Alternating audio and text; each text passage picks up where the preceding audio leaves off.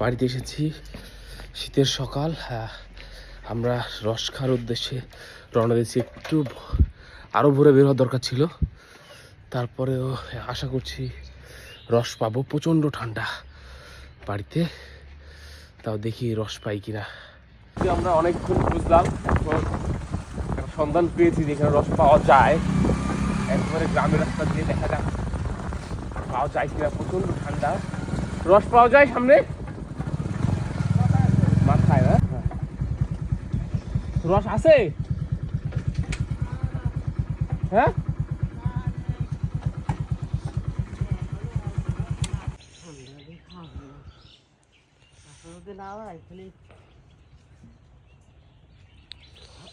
বাবা লিটার কত কত? আরে লিটার মিটার তো বেশি নেই, ঠিলে বেশি নিন্দাকে একটু দিচ্ছি যেরকম দেওয়া যায়। হ্যাঁ দেবে এই আর কি আর বলতাম। সেখানে রস পেতে হলে 2 দিন আগে অ্যাডভান্স করতে হয়, কিন্তু আমরা গাছিকে রিকোয়েস্ট করে প্রায় 1.5 লিটার মতো রস পেয়েছি। কাঁচা খেলাম না, কারণ এখানে ঠিলাগুলোতে সুরক্ষা দেওয়া নেই, পাখি এসে বসছে। এই কারণে আমরা আর শুধু রস খেলাম না, এটা বাসায় যে প্রসেস করে হয়তো বা পিঠা খাবো, এই কারণে নেওয়া।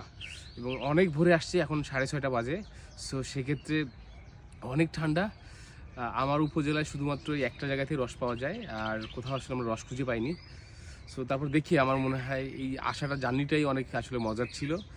আর রস পাওয়াটা আসলে অনেক টাফ, এখন রস অনেক কম হয়।